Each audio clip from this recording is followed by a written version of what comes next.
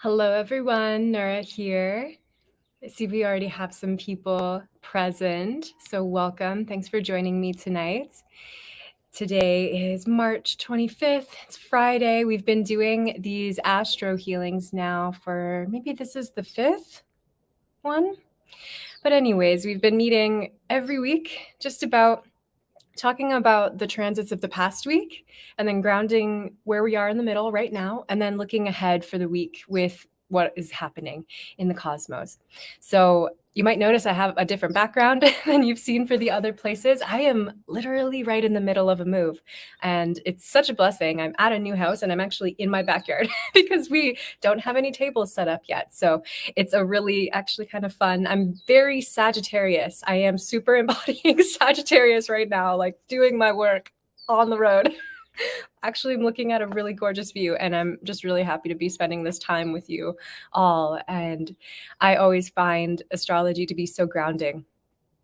So I am so happy to be here with you today. And if you're watching on the replay, I'm happy to share this precious space and time with you. So I've called this Astro Healing really because my emphasis is on recapitulation and what we're doing in these weekly live sessions. And it's really just remembering. It's going back day by day. What happened? What were you doing? So we're just going to go and look at what were the transits of the past week. And then you can maybe check your calendar, check your phone. Sometimes I would love to be able to write down everything perfectly in a nice, neat thing or on a wall calendar. That's how I would do it in an ideal space. But for me, for example, I've been on the road literally for a week and a half. And sometimes I'll just write in my phone, right? So you can grab your phone and just like, what did you do on all of the days? And even just grounding in that way. And then just hearing what were the transits on that day and making a connection. For one, it's a really good way to learn astrology if that's why you're here, if it's a passion for you, if you're just curious. But it also, if you study any shamanic tradition, any medicine tradition from pretty much anywhere around the world, one of the number one things that is always talked about when it comes to any kind of healing is proper remembering.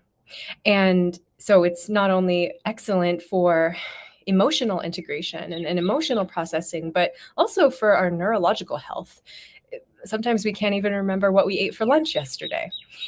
And so there's something really potent, really powerful about remembering everything. So another way to say this is recapitulation. So that's really what we're doing here. It's just a very casual space to share. Okay, so let's dive into some transits. So of course, we are now in Aries season. So last Saturday, March 19th, we had, actually, this is the day before the sun entered Aries. We had a Venus in Aquarius square Uranus in Uranus and Taurus. So looking at where you have, Aquarius in your chart and Taurus in your chart, what's that square? What are those houses? This was March 19th. So what were you doing that day? Just kind of root that.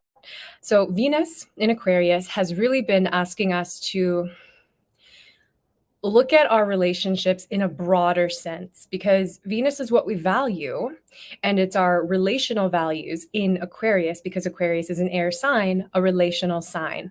So it has a lot to do with how we are connecting with people in general when it's Aquarius. It's a little bit more zoomed out. And then we have a square to Uranus, and Uranus is the change maker, the liberator, and he's in Taurus, and Taurus is our value systems. So it's really interesting because there's a mutual reception here, which just means they're in each other's naturally ruled signs. So Venus naturally rules Taurus, and Uranus is in Taurus. Uranus naturally rules Aquarius, and Venus is in Aquarius. So even though they're square, they're mutually benefiting each other in some way. But basically, it's almost like the rug getting pulled out from under us in a lot of ways. And of course, we've been working with this for the past couple of years, so nothing new here. But how do we get to expand our value system in all of this? I really believe, just a moment of my soapbox here, but I really believe that everything that we are here to experience as individuals is true no matter what's going on in the world. So there's an individual experience and there's a collective experience. So for you, for your purpose, for what you're here to do in this life, that truth didn't change just because the whole world changed. It adapts and it's flexible, but all of this was already agreed upon. All of this, you already knew that everything that's happening in the world was going to happen. You signed up for it. That's really where I'm coming from with everything. So that's where we are coming from when we're looking at our charts to see, okay, well, how are my values shifting according to how the world is shifting, and what tension is being brought up in me because it's a square? Where am I adapting my values and my social relationships? So even though the exact square was March 19th, a week ago, we're still in this. We're still very much feeling this. And we're actually, we had both Venus square Uranus last week, and we also had Mars in Aquarius square Uranus. So this is actually a little different. So where Venus brings up changes around money, Mars brings changes in how we take action. So Uranus, the change maker, being squared by these personal planets, saying you personally have to change something. You personally are making some sort of change with your money.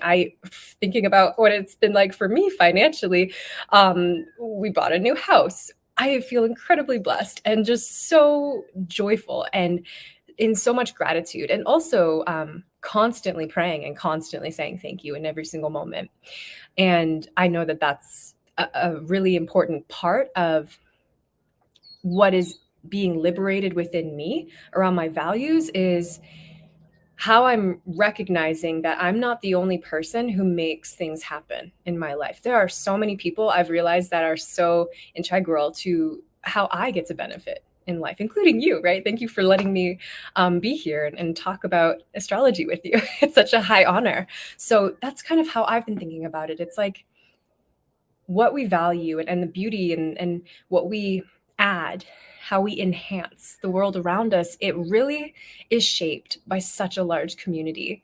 And we get to do our part in creating what we really want to see in the community moving forward. So that's how I'm really viewing both this Venus square Uranus and the Mars square Uranus. And it's asking us to really look at, well, where are we making very physical, tangible changes? So what does that look like for you? What do you think about when you think of what you really want, which is Mars and your desire nature? And what do you think about when I say it's being liberated? What does that mean? What comes up for you? And what has that felt like over this past week? Oh, I'm really touched by the comments. Thank you. I just love astrology so much, and I love that it's just a mirror for my experience and all of our experiences. So powerful, so potent. Okay, so I'll kind of jump around from some of the dates, but we also had the sun, of course, enter Aries. And where we have the sun shining is about what we're meant to put our attention onto. It's the light. If we think about the function of the sun shines light. It's to show us what it is that we're seeing, what it is that's around us. So when the sun is shining light through this, or from, almost backed by the energy of Aries, we are having this part of our chart lit up. So Aries is also exalted. The sun really likes to be in Aries. It's very exuberant and joyful and new beginnings, right? Spring has sprung. And where we have Aries, we every year get this new bloom. So looking in what house, if you have Aries under the horizon, so if you have in the first, second, third, fourth, fifth, or sixth houses, having the sun in any one of those houses is a little bit more internal. So it's a lot about the personal development. If you have Aries between the 7th house through 12th house, it's a little bit more about relationships and what's going on out in the world. So there's a lot deeper we could get into that. But just as a general sense, are you feeling that there's a new beginning based on where you have Aries in your chart in something that's very deeply personal? Or is it something that's being shared? Is it something that has to do with other people? Personal example, I have Aries in the 12th house. So the 12th house being about public service and spiritual service. It's always an interesting combination because I'm still feeling this desire to be a hermit a little bit, even after winter. I mean, I just moved and I know that I'm going to be kind of in my own space, but there's also this other beautiful, beautiful, beautiful spiritual opening that I'm feeling. I really just feel very spiritually supported and it feels really good. And I wish this for everybody. So I'm noticing, oh, I feel like I'm being downloaded with life, being downloaded with joy to then use it as spiritual service, as public service to give to other people or pass on, right? Because Aries is a fire sign. It's kind of like where we have the fire in our heart, right? And we can share it. Our fire lights somebody else's fire. It doesn't go out because we share it, but it gets passed on naturally. Thank you. Thank you, Leaf. Thank you, Lauren. Yeah, the transition from Pisces to Aries is very tough. It's the endings and the beginnings. And something I noticed with Aries is that you have to learn through feedback. It's like you go out and try something and you're like, did this feel good? Did I receive something that I liked from what I did or what I said? And if not, okay, how am I going to do it differently next time? Even when it comes to interests and hobbies and things that we want to do differently, Aries will really want to try on a lot of new hats. And it's kind of like being a teenager. You almost change your personality a little bit. And that's great because Aries is that divine spark of creation straight from source. It's really not meant to be filtered. There's not this rule book. There are no shoulds in this time. It's really full on experimentation, spontaneity. And you might notice that in the beginning of Aries season. And then when we start to shift into Taurus season later next month, that you will be able to take these ideas, take these interests that you're sort of bouncing around and playing with and apply them and really be able to root them in. So it's okay to not know exactly what your plan is right now, but go with your instincts, go with your gut, go with what feels good, with what feels exciting. Yes.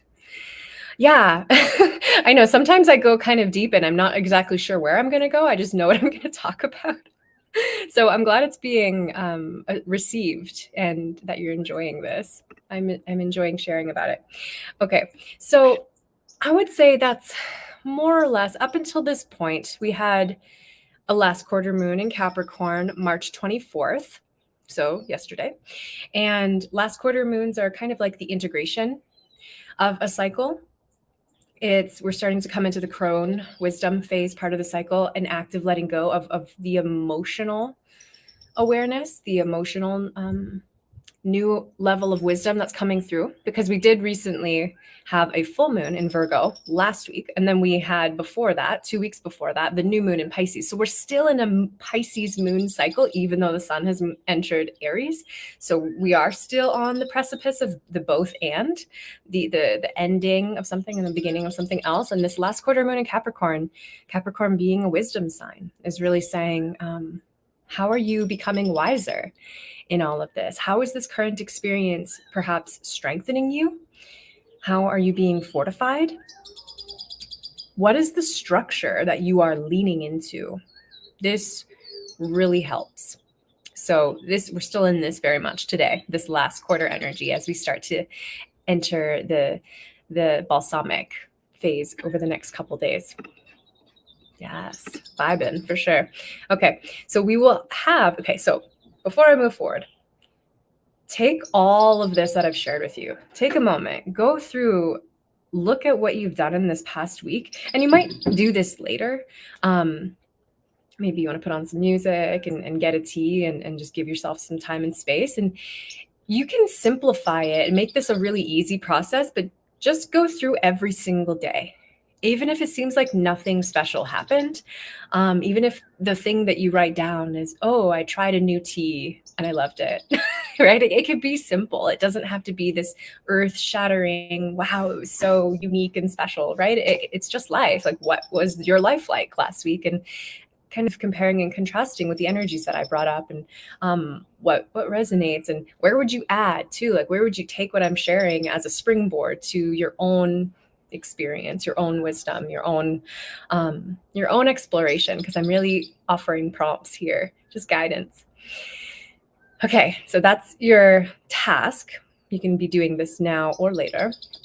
And then when we look ahead to the next week, I'm not going to go into as much detail because I want to leave some space open for you to just experience life without like, oh, this is how I have to experience it, right? Based on the transits.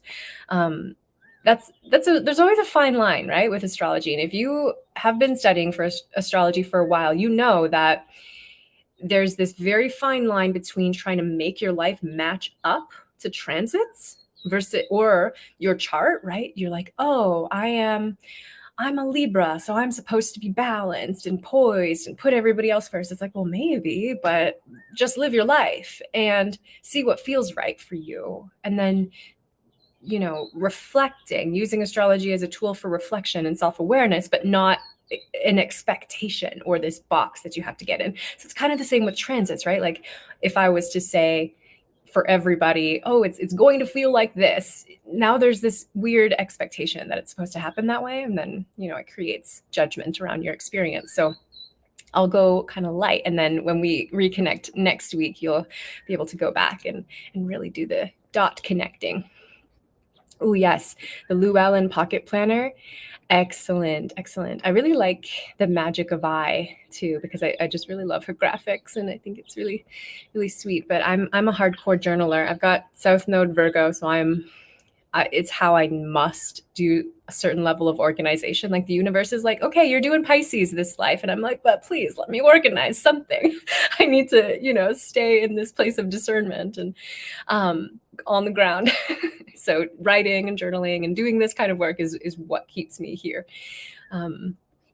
The magic of I, just the letter I. She's a creator in Australia who makes planners and journals and things like that. But one of her planners, and she has them for different time zones too, which is really cool. So it'll be all of the transits according to the time zone you're in, very similar to the Llewellyn pocket planners. And there's a couple other really amazing ones that I love. I'll have to maybe include some links below or some references. Okay, so when we move into this coming week, so we are going to, it's kind of a chill week. Chill, I say that in scare quotes because there's not a lot of earth-shaking transits, but I know, right? It sounds amazing for it to be chill. But we're still in this experimental phase. And that's actually a really powerful word, just letting it be experimental. We have on March 27th, Mercury is going to enter Aries. And so Mercury being our mind, I think our minds are actually really going to love this because Mercury is currently in Pisces and Pisces is mutable and spiral. It's pretty much the antithesis to logic. And I don't mean that offensively to the Pisces people because I'm also learning this, right? Hello. But sometimes with Mercury and Pisces, it can be challenging to really be clear in our thought processes and also therefore our communication with other people. So you might have noticed, the past couple of weeks, how has your communication been? Has it been easy to express what you're really thinking and feeling? What is your relationship like with your imagination, with your dreams? These are all the realm of Pisces. So I know for me, I've been having wild dreams, sometimes even nightmares, honestly. And I don't usually have nightmares. And I've just, woken up and thought, okay, this is just something for me to process. Maybe it's a past life. What's going on? I'm not sure, but some of them are really intense. But it's all just information, all guidance, all messengers. But I definitely attribute it to the Mercury in Pisces. And then when Mercury moves into Aries, yes, the cardinal energy, it's new beginnings. It's like you just got to go through and process your final, the whole last year, basically, because Pisces is about processing, integrating the whole experience of up till now. Right. So Pisces is actually very recapitulation.